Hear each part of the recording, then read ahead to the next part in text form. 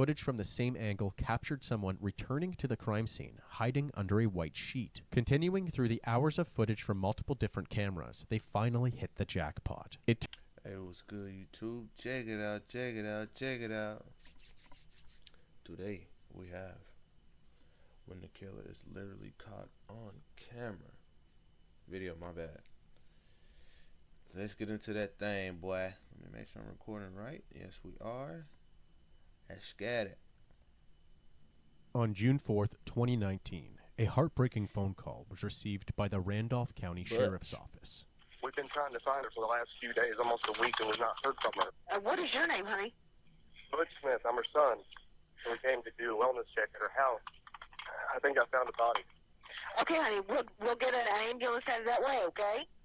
As you just heard, the caller's name was Butch Smith, the son of Linda Collins. Wow. At the time of this phone call, Linda was going through a very transitional period in her life. After 10 years of service, she had just been voted out of her position as Arkansas State Senator, losing her seat in the state capitol. Moving out of my office today, I just want to say how humble I am to be your senator, how proud I was to serve you. That's the way I voted, as your conservative senator and your friend. She had also been going through a messy divorce, but Linda was a resilient person. She was able to refocus her life in just a few months. We love that. We love strong-willed individuals. People who can take, the twists and turns of life, the ups and downs as a roller coaster, and keep it pushing. We love that. Granted, I don't know Linda. Matter of fact, I don't even know what the difference is between conservative and liberal. She said she was a conservative Senate. Shit. I don't know what that means. I don't keep up with politics. Pero, we like people who go out there and go get it. By any means. She returned to her small hometown, Pocahontas, Arkansas, a home to about 7,500 people. There, she was able to focus on her motel businesses, a Days Inn, as well as the Rock and Roll Highway 67 Inn. I stayed at a Days Inn, but this was like down in Galveston, though. Not a bad place. It was a hotel, though, not a motel. And do y'all know the difference? Like motels, they have the doors on the outside. Hotel, they have the doors on the inside. You know what I mean? Like the doors to the room, you can see them from the outside if it's a motel. But if it's a hotel, I think you understand now. But yeah, it wasn't bad. Rooms was clean. Room service was there. I'm not gonna lie, I did have to kill a roach. Yeah, I remember pulling up, and they got the AC units. I think they had a couple of them, and it was like, underneath it'd be like all rusted and wet and like dripping, but it's like dry. I was like, what the hell, Yante? Cause I brought my girl there, I was like, oh yeah, we finna go to Galveston. I got the hotel, don't even worry about it. I pull up, I'm like, this is not what I thought it was. But it was still a great, outstanding stay. Beautiful. I'ma for sure go back there, sometime in the future with her again. Even though that's my ex at this point in time. But, who knows what might happen. Was also able to spend more time with her grandchildren. Go! Jingle bells, jingle all the way. She was described as the fun grandparent. She began dating a new man and was looking into new prospects for lobbying jobs. Please tell me this nigga did not do her dirty, bro. Oh, man. I hope not. Jobs around the U.S. One of those prospects was in D.C., so Linda took a trip there on May 27th. Damn. After what seemed to be a 15 successful hours? interview, she talked about She it with probably her flew daughter up. Tate through text. Hey, Mom, how did it go? Better than expected. This was Tell the you final more when I get conversation home. had with Linda before her disappearance. A couple of days later, Tate sent her mother a picture of a new pair of shoes. However, this time around, there was no reaction at all. Tate felt slightly unsettled by this, but her mother had said that she would be busy over the next couple days, so she tried not to assume the worst. That unsettled feeling only grew as each day passed without any response from Linda. Tate lived just outside of Little Rock, another city in Arkansas about 2 hours away from Pocahontas. At this point, Linda was supposed to be in Little Rock, getting ready to attend the Arkansas Music Awards. So Tate called her brother Butch to do a wellness check. Linda's truck was in the Butch. driveway, but she wouldn't answer the door. Peeking around the house and through the windows, nothing seemed to be out of place. Butch did not have his own key to the house, so just to be sure nothing was wrong, they decided to contact their grandfather, Linda's Oh. dad, who did have a key and would come back the next day. Their grandfather Oh. Wow. Well, Grandpappy got a key to the house. It might have been their house.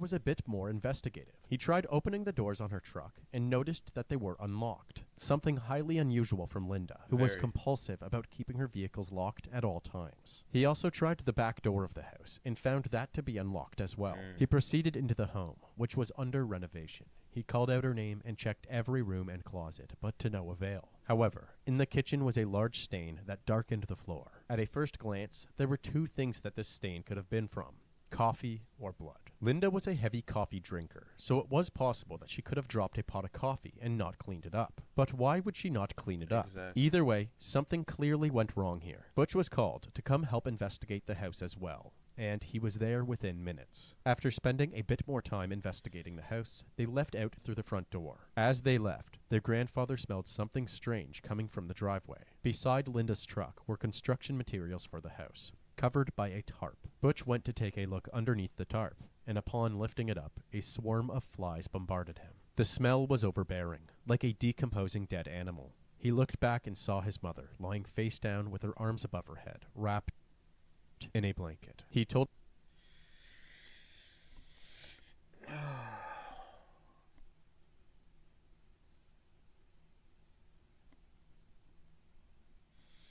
couldn't imagine that, bro.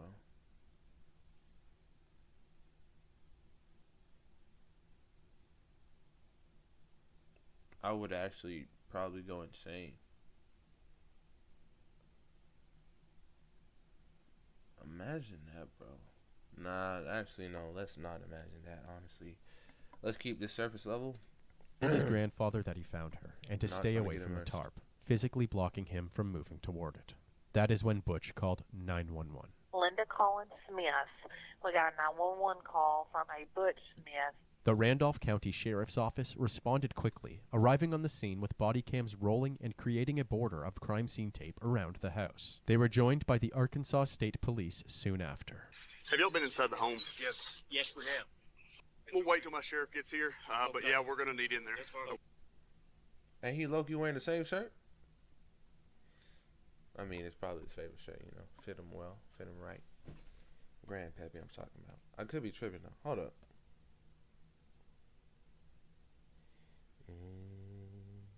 Nah, it's a different shirt, my bad. Okay, so there's gonna be something up with this.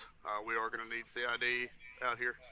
Before the sheriff, Kevin Bell, went inside the house to investigate, he took note of some observations from the outside of the house. In several places all around the house, he noticed mounting brackets on the walls. He had seen these types of mounting brackets before and knew there should have been cameras mounted on Yeah. them. However, it seemed like somebody had removed them. Also, on the walkway leading up to the house, there was part of what appeared to be a plastic hair beret broken off on the ground. Moving into the hair house, clip. the most jarring piece of evidence was, of course, the large stain on the rough wood subflooring. With a trained eye now looking at it, it was obvious to the sheriff that this was not a coffee stain. Once the Arkansas Mobile Crime Lab arrived on the scene, they were able to take a look at Linda's body and determine that the cause of death was in fact multiple stab wounds. On the kitchen counter next to the stain was a Clorox spray bottle with a smudge of blood on the nozzle, pointing to a cleanup attempt. Other than that, there weren't many clues to help investigators build a timeline of the crime. All they knew was that there was no signs of a forced entry, meaning Linda may have known the person who killed her. They also knew that she was stabbed to death in her kitchen. Her body was wrapped in a blanket to minimize the mess, and then she was dragged out of her house and put under the tarp. The next best thing that investigators could do was build a timeline of the days leading up to Linda's death. They decided to speak to Linda's inner circle of family and friends. Speaking with Butch and Tape, they learned about her job interview in D.C. and her disappearance thereafter. They also I'm not gonna lie, that's some interesting names to name your children. Butch and Tate.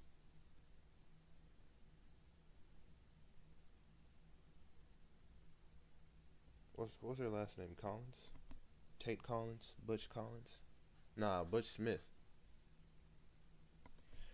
Hey, it sounds cool though. I like it. Spoke to one of her closest friends, Tim Loggins, who was a state corrections officer for 28 years, and his wife, Rebecca O'Donnell, or Becky for short. I love that woman like a sister, and this is killing me. And I know you're upset, and I don't want to upset you anymore. I know, Miss Becky. I know it's hard. She was my best friend. I started out working for her as her personal assistant. Becky started off as Linda's personal assistant, but quickly became more than just co-workers, as Becky drove Linda around and managed her hospitalities. Look at them gummy. Look at them gummies, man. Big cheesing. Oh my God. Nobody's life should ever have to end like this, bro. And to the motherfucker that did it. When the killer's literally caught on video, your ass is grass, bitch. They became good friends as well. Becky told investigators that she had picked up Linda from the airport after her trip to D.C., but was having trouble remembering the details due to misplacing her phone. I'm lost without my phone. Oh, bless your heart. I bet you are. I think I have some screenshots in my text of her flight details. Tim had a call with Becky and Linda on the drive home from the airport. It was just simple small talk until Linda said that she was too tired to tell him all about the trip, and that they would have to catch up tomorrow. The following day, Linda texted Becky to bring lunch to the house. The two ended up arguing about Linda's new boyfriend, Rendell Wallace, who had stayed the night and left that morning. I went out there and she told me all about the night before because the man out there, Rendell, spent the night with her. When I left, she was mad at me. Why was she mad at you? Because I was butting in her personal life. She was talking about how the night before it had taken Rendell like 4 hours to respond to her text and calls. This is before he came over, I'm assuming. Okay.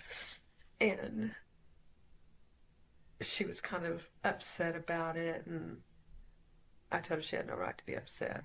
She needed to slow down and take it easy and get to know him. Yeah, well, that would make her mad. I would say, well, maybe Linda does not like...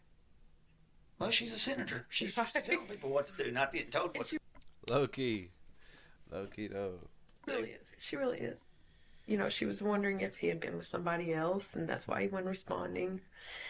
And I just told her she was going over the top. You needed to stop.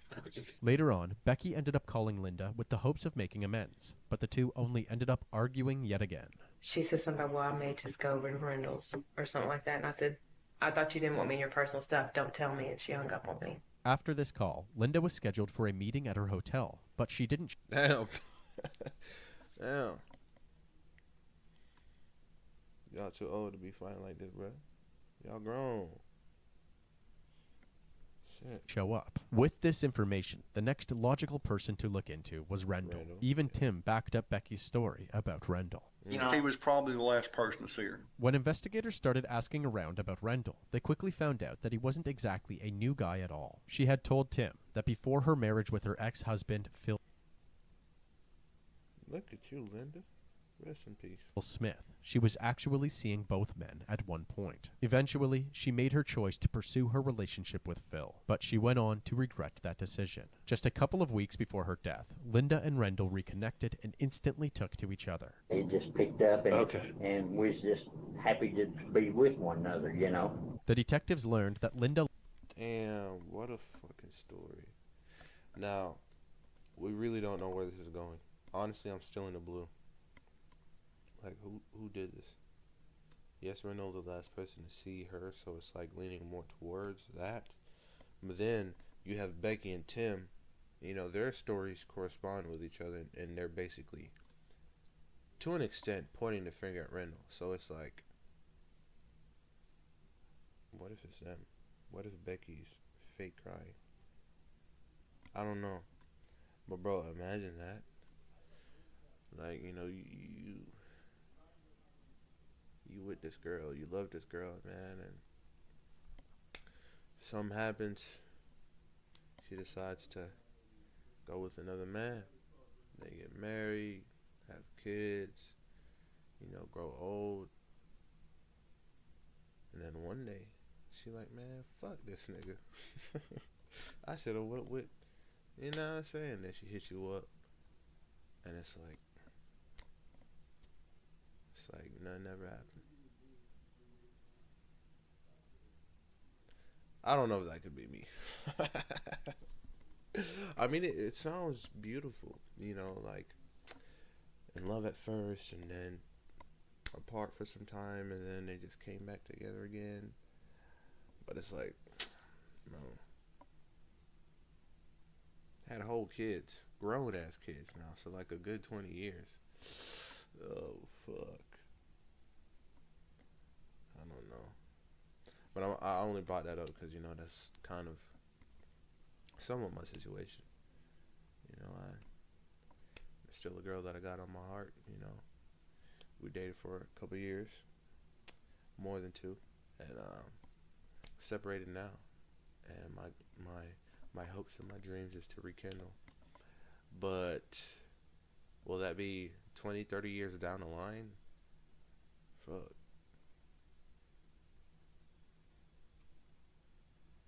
I don't know. Loved to dance, and that it was a big part of her and Rendell's relationship. They would frequently go on dates that revolved around dancing. We went down to the Eagles and had a few drinks and danced because we loved to dance, me and her both. So we hooked up and we went down there and danced and wound up spending the night in Jonesboro at a motel. Okay. To exemplify her love for dancing even more, it turns out that she had gone to Arizona as well during her D.C. trip, purely to meet with her cousins. It was to celebrate her birthday, and the video that you are currently seeing sums up that excursion. During that trip, she had messaged Rendell to come meet her. So I told her I didn't have the money. Yeah, yeah. And so she said, well, I'll be in Monday. She said, I want to see you. When Linda had finally arrived home and settled in, she messaged Rendell to see if he wanted to come over for the night. She said, what are you doing? I said, nothing. I'm laying here on the couch watching TV. And she said, why don't you come over? I said, I'd love to. And we hugged and kissed, and she let me out the door and locked the door behind me. Okay. I went out the patio door. Hold on just a minute. Okay. So she walked you out, walked me out, the patio door? Yeah. The couple said their farewells, and Rendell proceeded to text Linda several times throughout the week, but was met with no response. But I thought, well, she's... Wait. What y'all do? Nah, because I'm like, y'all kind of old. Y'all still be, you know what I'm saying, Netflix and chilling like that? Shit, yo, what you doing? I'm chilling, you know. I actually was just watching Kung Fu Panda 3. You know, just chilling. Shit, I want to see you come through.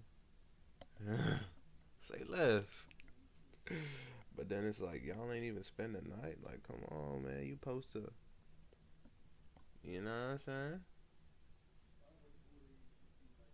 But I don't know. Maybe my mind is too convoluted. Maybe it was innocent. You know, just came over, hang out, and, you know, watch some TV together and talk and stuff like that. I mean, she is in the house by herself. It's like, you know, us as people, we love connection. Wow. And all of this is just even more heartbreaking, bro, because it's like, this lady is gone. Somebody stabbed her to death. She just in meetings, you know, down in Little Rock. You know, she'll get back to me later on. And then I never heard anything from her since.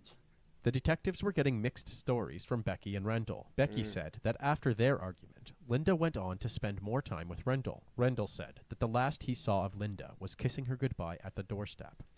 Let's look at these phone messages. Let's see when last he texted her. Let's see if he actually did hit her up throughout the week. And did she respond to him? Let's look at that. For her argument with Becky. Was Becky lying about the contents of her phone call with Linda, where she said that she was going to stay with Rendell? Or was Rendell lying about the last time that he saw Linda? Or was it possible that Linda had lied about where she was going and actually stayed at home, then was met with a horrific act of violence by some random intruder? There were many questions that still needed to be answered to get to the bottom of Linda's demise, but Tim erred on the side of caution regarding Rendell. My entire life has taught me that you never, ever think you know what's going on, and no one is above anything.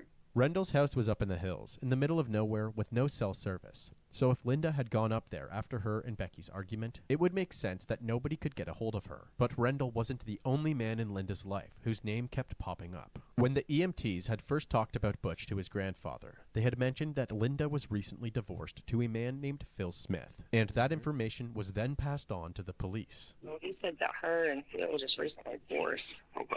I don't know if you know that. Phil was an attorney and a municipal judge for Pocahontas when he had met Linda.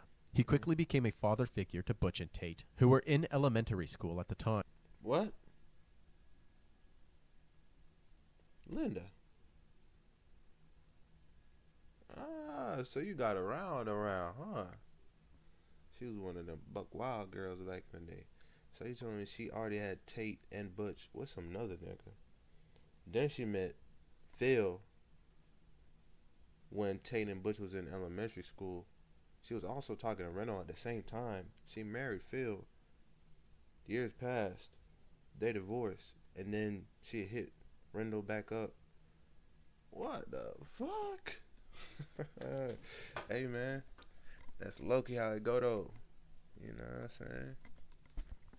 What Duke Dennis said, it ain't your girl, it's just your turn. I don't believe in that, honestly. You know, like, I'm still a lover boy at heart.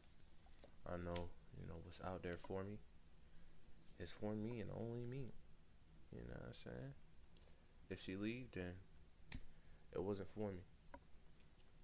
But, damn, the plot is thickening. As the marriage continued and the couple's careers flourished, they became what people referred to as a power couple. They opened a couple of motels together. Phil was appointed to the bench of a circuit court, and Linda became a state senator. However, behind closed doors, things weren't as smooth as they seemed. After about... And that's how it be, man. On the outside, it looks perfect, glamorous. Like y'all doing it. But it's like, you know, despite the money, the comfortability of life you're in, there still may be some demons behind them closed doors, man. We got to get the inside right. About 10 years of the relationship, it became more of a business arrangement than a marriage. They made it work, but after about 23 years together and new feelings for her past love interest, Rendell, the couple divorced. The settlement case began, and as they fought for the ownership of their assets, bitterness towards each other grew. Linda had even made the accusation that she had caught Phil watching pornography in his office on his state-provided computer, and she used this accusation to her advantage in the divorce settlement. Phil was then investigated by the Judicial Discipline and Disability Commission, and they determined that he had improperly used court computer equipment after regular work hours at the office. Damn. Freaky ass Phil. Nigga, you got money. You tell me you can't buy another laptop? Come on, Phil. He ultimately met the consequences for this. He was essentially banned from being a judge in Arkansas from that point on. Luckily for Phil, the divorce of... Like Twitch ban, that nigga got banned from the server in Arkansas. Damn. Could've just got you another laptop, Phil. Or just waited till you got home. Why are you on the job watching that? You finna stroke one off in the office? Come on, bruh. Have some decorum. Eventually concluded, and his payout was significantly more than Linda's. She got screwed. Phil got almost everything. Here's the kicker. Linda appealed it. And when the judge says that could be another 17 months, Phil just collapsed. Oh my God, is this never going to end? It's reasonable to believe that this ongoing battle could be a motive to murder Linda. Phil's career and livelihood was in shambles, and another year and a half of divorce proceedings could have pushed him over the edge. There was one more crucial piece of information that the investigators gathered from Linda's friends and family. I'm going to tell you another thing. Linda was scared to death of him. Scared of Phil? Of Phil. Linda was deathly afraid of Phil for whatever reason. Everybody I talked to says she's scared to death of Phil. She is. She felt scared that he was going to do something. Do you think your mom's scared of your dad? Was scared of your dad? Yes. You do? Yes. You really believe there was a fear there? It wasn't an act, it was a fear there. I fully believe, firmly, with everything, believe that she was afraid of him. Let me tell you a story. Now then, my mom was sick for several years, and it was kind of, everybody knew that she was sick, and then nobody could figure out what in the world was wrong with her. In the early 2000s, I don't know. Sometimes whenever I'm reading these things, like, I try to say it as they're saying it. It kind of pulls me into the story as well. But damn, that is a bad spot to be in. Like, genuinely being afraid of your partner. Fuck. Why are you with them? Linda had gone from her usual energetic, on top of the world self to lethargic and bedridden a majority of the time. She went to a doctor's and got her blood work done, and it revealed that she had an alarming amount of mercury in her body. There were a number of... Please tell me that nigga did not try to poison her, bro. And don't you get that from, like, apples? Nah, I'm tweaking. I am tweaking. That is cyanide. Oh, my God. Nigga, mercury is like the metal type shit.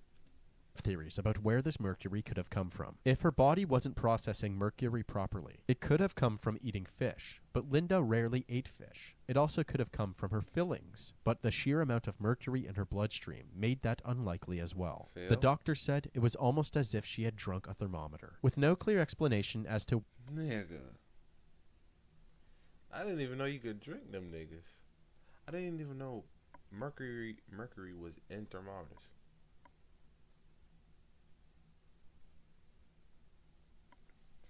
The more you know. What had caused this? Linda was convinced that Phil had poisoned her. She thinks Phil tried to kill her. Linda told me that herself now, and said Phil done it. Almost killed her. Almost killed her. I just can't believe that they'd let that go, you know? He's a judge. According to Becky, Phil had even darker secrets. What happened? I keep thinking she's going to get mad at me for telling this stuff. No. She wouldn't get mad at you, Becky. Phil used to hit her. Phil used to hit her. Okay, where Linda's house is, and he was just sitting there. Think he's a stalker? I saw firsthand when he showed up at his house that day when we were moving stuff out. She was uncontrollably shaking. Let's get out of here, let's get out of here, let's get out of here. She's scared of him. She's scared of him. She's very scared of him. I called Linda and I had her on the phone. And she was telling me, you're not supposed to be there, you need to leave and all that. Linda told me he could get these crazy eyes. He got these crazy eyes and looked at me and said, you stay out of it. Or something to that effect. So you were kind of scared of him too a little bit. Well, yes. Linda began preparing for the worst when... What the fuck? Crazy eyes, huh? Demons. It came to Phil. She changed the locks on her doors, and with the help of Tim and Wow. Becky, set up a security system, including a plethora of cameras all around the house. Every corner, window, and entrance could be seen from Linda's phone or laptop. What are you suspecting? Her ex-husband killed her. Really? Phil?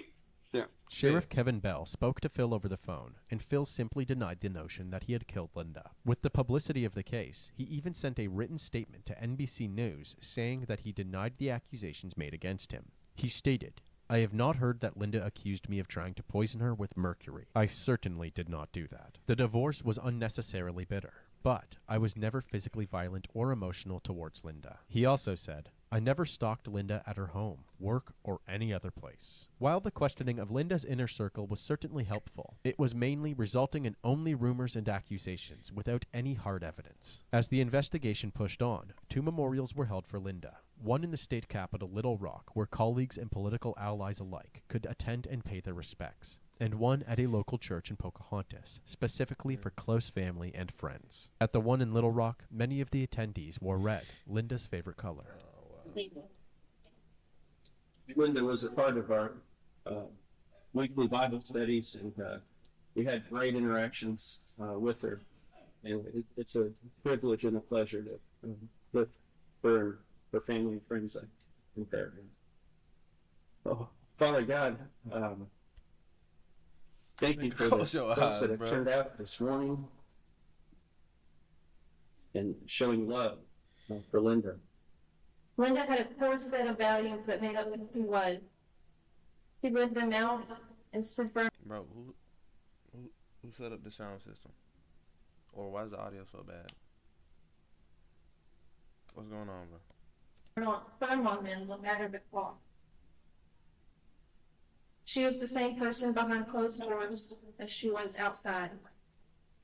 We were at a condo, and Linda was dressed in her red suit with her red lipstick on. She was animated. She was passionate. No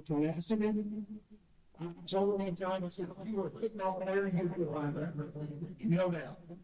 He'll be around.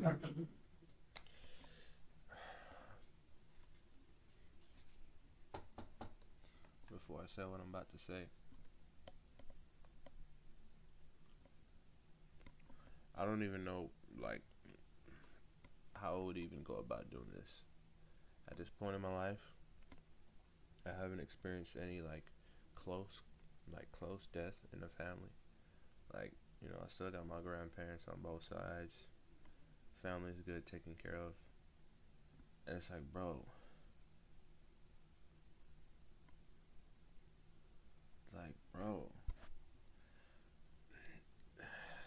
yo, this shit is crazy to even think about. Because it's like, if everything goes according to plan, like, you know, we all live good lives, you know, to the full extent. Like, you know, I'm the youngest out of 3 siblings. Like, bro, I don't even want to think about that shit, but it's like crazy as hell. Oh my god. Oh. You know, for a while I would be like, and I guess to a degree I still am, like, afraid of, like, dying and death, but I'm just like, fuck, I don't even know what that pain would feel like, and I don't know how I would react to it. Like,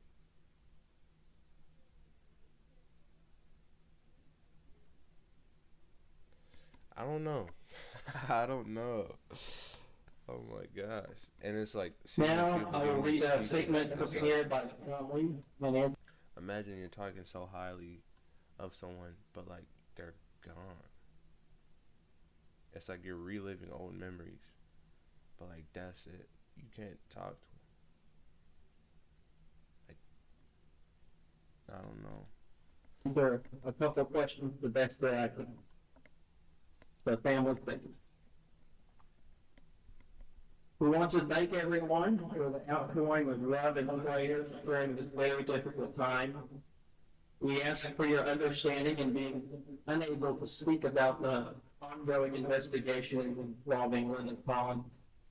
As much as we want to speak to you, know that we also want and need to protect the integrity of this investigation. We are surprised. I noticed that. You see how we're reading? It's like,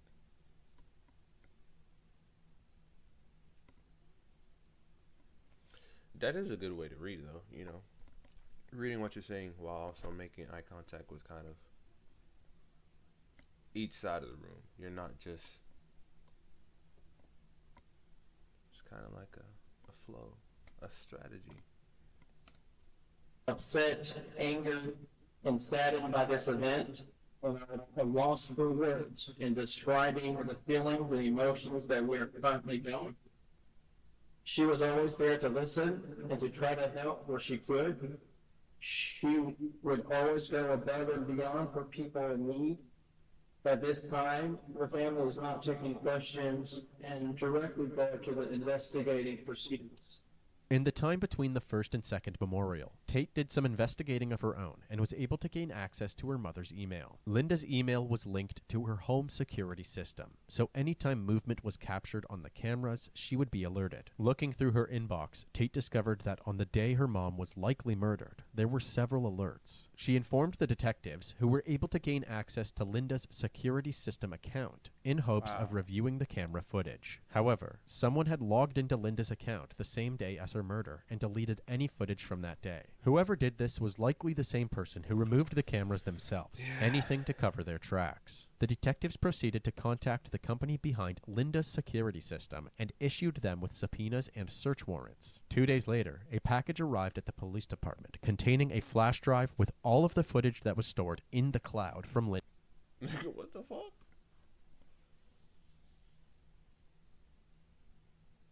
A flash drive? Who the fuck? Linda's cameras. As the police worked to review this footage, visitors began to arrive at Linda's second memorial in Pocahontas. The detectives were confident that whoever the killer was, they were close to Linda and would likely be at the church unless they acted quickly. Watching the footage, they pieced together a timeline leading to Linda's death, including when Becky showed up at Linda's house for a few minutes to drop off lunch. It has a delay in sending. It's what's happened. 3 hours later, a blood-curdling scream could be heard from the camera in front of the garage. Later that night, turns out that upon removing the cameras from their mounting brackets, they can still operate using battery power. After being thrown into the bottom of a bag, one of those cameras captured none other than Becky O'Donnell. Both her and the knife she is seen holding, covered in blood. From an outsider's perspective, this may seem like a shocking twist, but Becky was actually on the detective's radar since their first interview with her. I know, Miss Becky. I know it's hard. She was my best friend. I started out working for her as her personal assistant. Apparently, during this moment, even though Becky was letting out emotional sobs, no tears were coming out. This wasn't the only red flag that was revolving around Becky. Do you have a home phone? No. Just a cell? Yeah, I lost that today.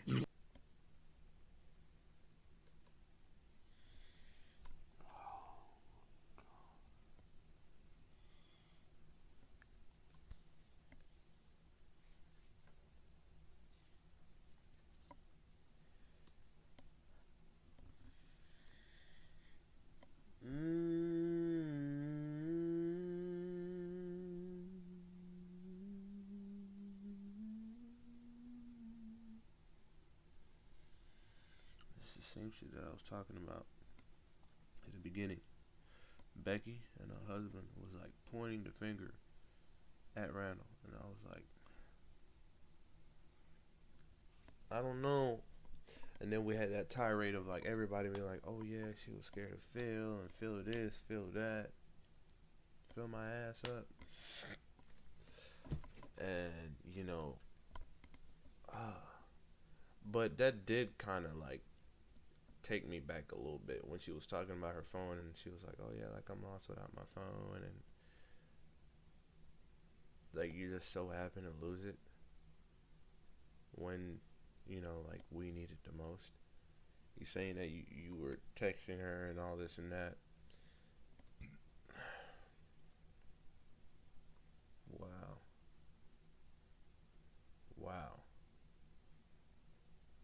Wow. Lost it?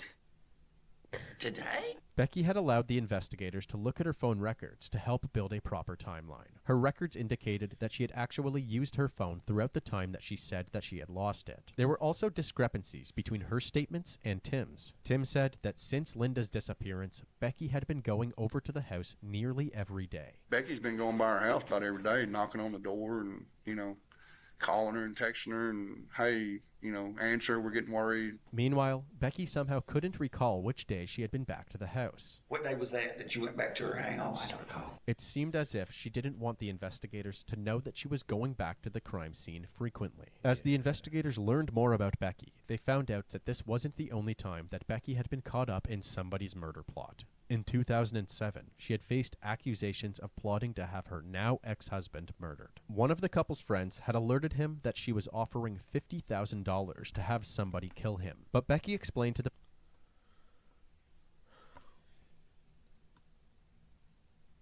Gummy. It's a gummy.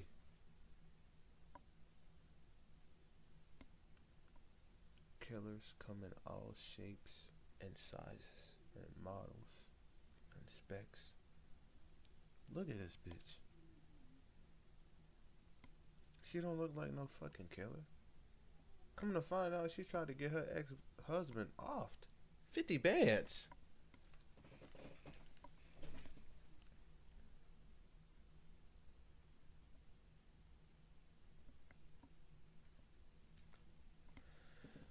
Why did you kill Linda, bitch? The police that she was intoxicated and wasn't actually serious about it. It was her word against theirs, so she was never charged for anything. The investigators later expressed their suspicions to Butch and Tate. You know, I talked to Tim and Becky, and I gotta tell you something, Butch. There's things that ain't adding up there either.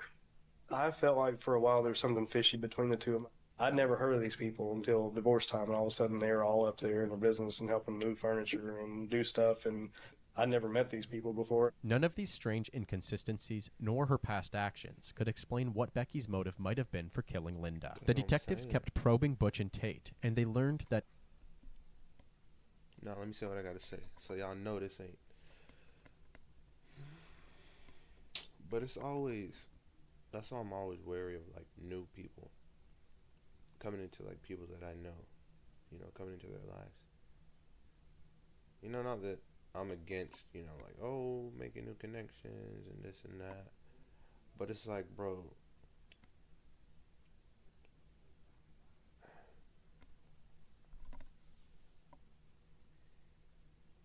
what it is? Nah.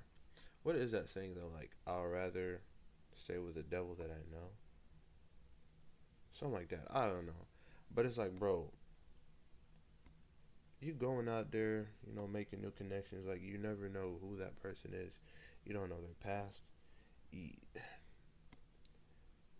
They clearly on the outside they could seem like normal ass people. Becky.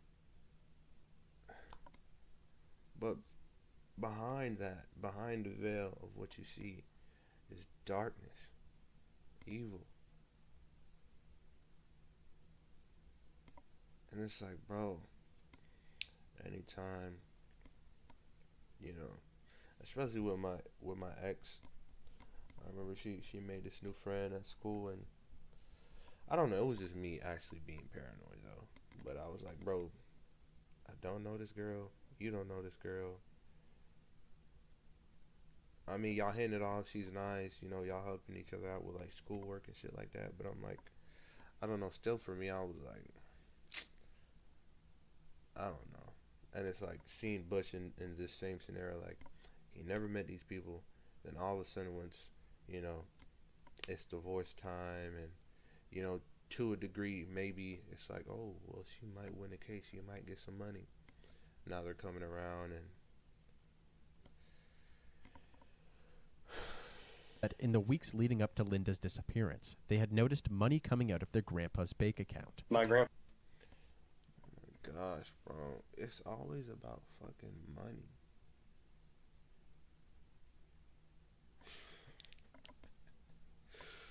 Bro, the shit people would do for a piece of fucking paper with some markings on it. Motherfuckers will kill you. They only know you for like a year and a half. That don't make no difference. You got something they want. They don't want to go out and get it themselves, so they finna take what you got.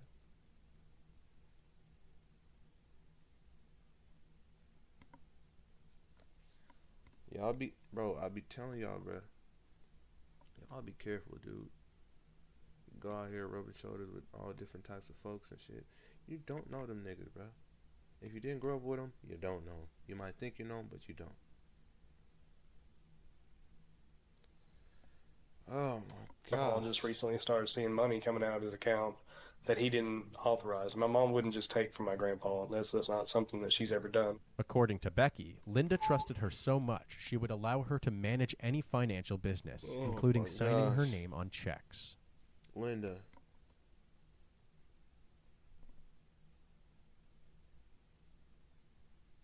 And you know what's crazy? All this could have been avoided if Linda did not make that connection with Becky. Trusted her so much. What do you mean you're giving her control over financial freaking shits? Linda. Or is this a lie? Did she go behind her back and take that shit? A lot of times Linda have me sign checks or something, or go get her cash or something. She was on her account where you could sign her check. No, she would just have me sign her name. Oh, you were signing her name? Yeah, she would. would. Becky, that was not a smart thing to do. According to the detectives, however, Becky had been stealing from Linda for many months. I know it. Ain't no way in hell. Ain't no way in hell, bitch.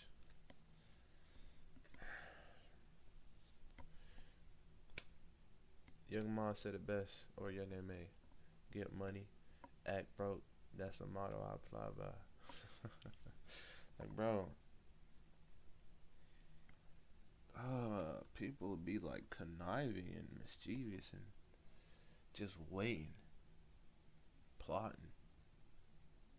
When they could use that same energy to get something for themselves. No, they want what you got. Fucked up mentality. From motherfuckers need to burn for that shit, bro. In the hottest pits, in the deepest depths. Not only her father, but also from her motel business. They believed that because Linda was traveling so much, she hadn't noticed any suspicious activity in her finances. But once she came home from D.C. and Tate informed her of the checks, Linda confronted Becky, leading to a fatal argument. The investigators needed to move swiftly if they wanted to intercept Becky before she arrived at the memorial. As they approached closer and closer to the church, the lead state investigator finally gave them the green light. The police pulled them over and arrested Becky right outside the memorial service. She was then brought down to the police station for questioning. I bet you can sit right here. I'm going to lay it all out there for you, okay? Tell her. You're under the risk for the murder, Linda. You understand that? We got you. Got your dumb ass. Look at it. What the Sigma? I could have sworn that. We got video of you. Bitch. You didn't erase them all. Bitch. We got you. Becky requested a lawyer immediately, so the questioning didn't last long. Tim showed support for Becky while she was in jail by calling her consistently. Bitch, the wife is gone. Well, my bad. Let me take that back. I don't mean to call you that because he actually was telling the truth, you know, saying how she was going there almost every other day. She was the one that was lying. But then again, like, you know your wife to a degree. Like, how the fuck your wife off somebody and you got no clue at all? I don't know. Maybe he don't. So I'm going to just retract the B word I called him. I'm going to retract that. My bad. But she ain't getting I nothing. love you. I believe in you. What do you mean? Alright, I get it. That's your wife or better. No. They caught it on camera. 4K. Like, she put the knife in the bag. She was looking in the bag. The camera was looking at her 4K. Like, what do you mean? I believe you. Believe her what? Come on, Tim. You're losing points now. I might just give back what I took back. You're losing points. What do you mean you believe her? Chill out. You got a lot of people. I know that, honey. Baby, that.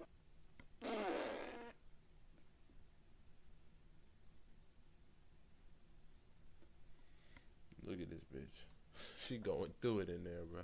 Her old ass does not need to be in jail, but she made that dumbass decision. So shit, you made your bed right in line, that motherfucker. Good, they're that powerful. The stuff they have made up on me right now. Shut up. Cause she knows she on cam. Bro, you already slipped up. You're over with. You're over. It's done. It's complete. Finito. You gonna serve your time now. Then y'all gonna go back to trial in a couple months or a couple years, and then they're gonna be like, yep, we find you guilty, life in prison. I don't know why you're prolonging this shit. Just stay in there. If I was on the outside looking in, I would say, oh wow. Shut up. Shut up. Shut up. Look at your husband. He's dead silent. He's just looking at you because he knows that you're bullshitting. And he's just like, damn. this is my wife right now. She just off somebody. And now she's sitting there lying to my face. Putting on an act for the camera. What the fuck am I doing with my life? I need to get me some new cooter, man. If I was on the outside looking in, smoking. I would say, oh, wow. Okay? What do you mean, okay? Are you seeking my approval? And I'm talking like as if I'm the husband. Like, what do you mean, okay? Okay? No, bitch. You're crazy. You killed a random person that you just met for their money.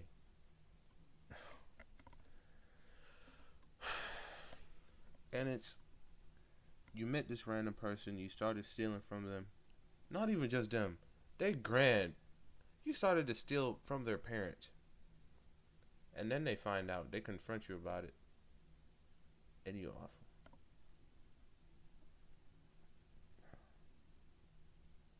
Bro. Ain't that the same shit that happened with Selena? That old, fat, short.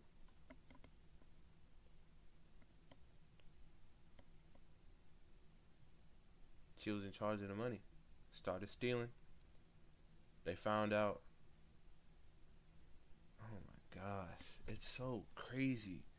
Because these motherfuckers think that that's the actual valid plan. I'm stealing. Damn, they caught me. Fuck it, I'ma kill you. Nigga, you're going to jail either way, bro. Like, I guess, you know, that's anything to learn from. Hey, if you, for any reason, for whatever reason, I should say, put your money in somebody else's hands, and you find out they start to steal from you, go to the police first. Do not try to confront them one-on-one. None of that talk it out bullshit. Because once they know that you know, now their ass is on fire. Now they're like, shit, they're probably going to tell me, and I'm probably going to go to jail. How do I stop them from telling me, from telling on me? I'm off. After months of negotiation, the prosecutors offered to drop the death penalty if Becky pled guilty. Before accepting this offer, Becky's attorneys reached out to Tim and made him sign a non-disclosure agreement. Becky wanted Tim to hear the truth before pleading guilty. Tim was informed that Becky had in fact killed Linda. Tim was devastated, but he was even more... Damn.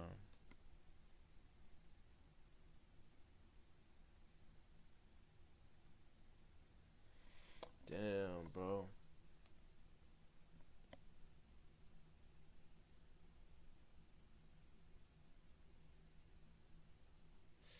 I'm kind of humanizing her again. But it's just like, damn, like she actually did rock with, you know, her husband. Even though she was lying to this nigga face. Like, she actually was like, you know, before I basically tell you, well, tell the world that I was lying, I want to at least, you know, admit it to you first. I mean, I guess you get like 0.000000001 brownie point for that. But you're still fucked up. You're still going to jail, and you're staying there for the rest of your life. Were devastated when the news broke about Becky confiding in her cellmates, conducting a murder for... Bitch! Never mind. Yank that 0.1 back. Bitch, you told your goddamn inmates first before me? Fuck you. Was even more devastated when the news that Becky had in fact killed Linda. Tim was devastated, but he was even more devastated when the news broke about Becky confiding in her cellmates, conducting a murder-for-hire plot to kill Phil and his new wife. Her fellow inmates were reportedly due to be released from prison soon, and for payment she told them that there was gold and silver in Smith's home that was theirs if they agreed to do the job. Instead, they had brought the authorities proof in the form of... Who are you? This bitch is putting hits out like it's nothing. Tim, you're the one that got away. You're lucky. Clap it up for Tim in chat. The fuck you mean? Oh, if you kill him, there's gold and silver in his house. Oh my gosh, niggas be fucking restarted. Bro, you're gonna get caught. It is 2025. You're not getting away with murders anymore. This ain't the 1950s. We got cameras. We got forensics. We got the best of the best. And it's only getting better. And if you're just getting out of prison, bro, you don't know the freaking ins and outs, the sneaky ways to get around that. You don't. I'm sorry. You're going to go to his house. You're going to do the deed. Take the silver and the gold. And you're going to get caught like a week later. Back in jail. Only now with a bigger charge. And you're for sure not getting out again. It's like niggas don't be fucking thinking. Of a fake note that Becky had written to give them to plant on the scene after Phil had been murdered. O'Donnell tried to get several of her fellow inmates to murder Linda Collins' ex-husband, Phil Smith. That never panned out because those inmates went to investigators. And as they talked, investigators learned that O'Donnell admitted to appearing on camera, bloody knife in hand. But she claimed that knife was for a chicken, and that investigators doctored the video. Becky ended up accepting the plea deal, confessing to the murder-for-hire plot, as well as the intentional murder of Linda Collins. Ma'am, do you have anything to say to the family? 50 years in prison. That's the sentence for Rebecca O'Donnell. Here she is, silent, as she leaves the Randolph County Courthouse where it was handed down. O'Donnell pleaded guilty. She ain't getting out, thank God. But hey, chat, that's gonna be it, bruh. That is going to be it. If you enjoyed my reaction, make sure you like, comment, subscribe. Stay tuned for some more. I got some more bangers coming your way. And yeah, I'm going to see y'all on the flip side.